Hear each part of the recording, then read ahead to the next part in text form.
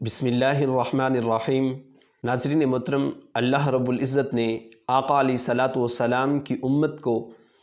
بہترین پیکیجز عطا فرمائے۔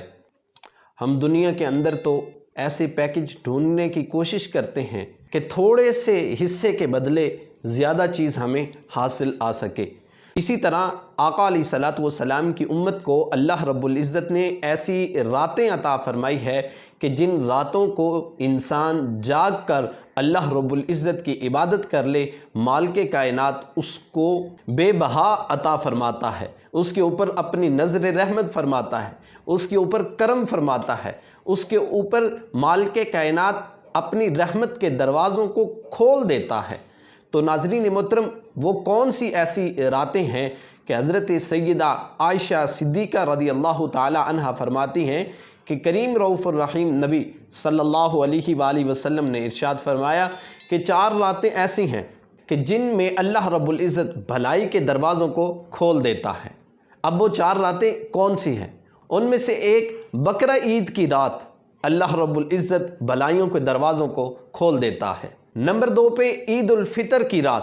اس رات بھی اللہ رب العزت بھلائیوں کے دروازوں کو کھول دیتا ہے۔ پھر نمبر 3 پہ شعبان المعظم کی 15ویں رات، جسے شب برات کہا جاتا ہے، اس رات کو بھی اللہ رب العزت بھلائیوں کے دروازوں کو کھول دیتا ہے۔ پھر نمبر 4 پہ 8 اور 9 ذی الحجہ کی یعنی عرفہ کی جو رات ہوتی ہے، اس رات بھی اللہ رب العزت بھلائیوں کے دروازوں کو کھول دیتا ہے۔ تو ناظرین محترم، یہ ایسی راتیں ہیں کہ ان راتوں کو اگر بندہ اپنے رب کے حضور حاضر ہو جائے تو مالک کائنات اس کو عطا فرماتا ہے۔ اب دیکھیے کہ صحابہ اکرام کا معمول کیا ہوتا تھا کہ معمول جب شعبان المعظم کا مہینہ آتا اور اس مہینوں کو کس انداز سے گزارتے تھے، اپنے سارے کے سارے کام سے فراغت کس طرح حاصل کرتے تھے۔ حضرت انس رضی اللہ تعالی عنہ فرماتے ہیں کہ شعبان المعظم کا چاند نظر آتے ہی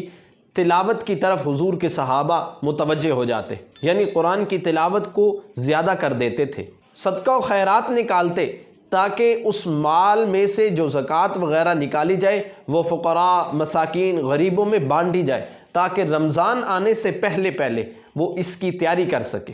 اور ہمیں بھی یہی کوشش کرنی چاہیے کہ اگر اپنا مال زکوٰۃ جس کی بنتی ہے وہ رمضان سے پہلے اپنے غریب جو رشتہ دار ہوتے ہیں ان کو، باقی جو لوگ ہیں ان میں تقسیم کیا جائے تاکہ رمضان کے اندر سحری، افطاری، عید کے لیے کپڑے، اپنے بچوں کے لیے کھانے پینے کا جو اسباب ہوتے ہیں، کھانے پینے کی جو چیزیں ہوتی ہیں، وہ ان چیزوں کو خرید سکے۔ تو ناظرین محترم، صحابہ اکرام کا یہی معمول ہوتا کہ رمضان سے پہلے کوشش کی جاتی کہ اپنے مال سے زکوٰۃ کو نکالا جاتا اور فقراء، مساکین، غریبوں میں بانٹی جاتی، اور جسے کچھ دینا ہوتا تھا اسے دے دیتے، اور جس سے کچھ لینا ہوتا تھا اسے لے لیتے، اور جس پر حد قائم کرنی ہوتی اس کو بلاتے اور اس پر حد قائم کی جاتی، اور جس کو معافی دینی ہوتی اس کو معافی عطا فرماتے، اور رمضان المبارک کا چاند نظر آتے ہی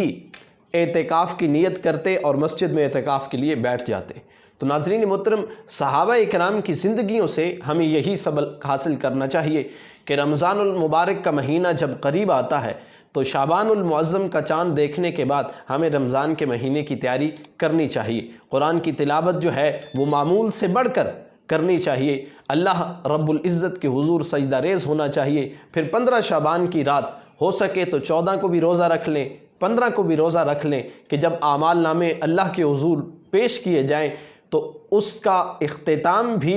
روزے کی حالت میں ہو، اور جب اعمال نامہ شروع ہوتا ہے اس کا آغاز بھی روزے کی حالت میں ہو۔ اللہ سے یہی دعا ہے، مالک کائنات ہمارا خاتمہ ایمان پر کرے۔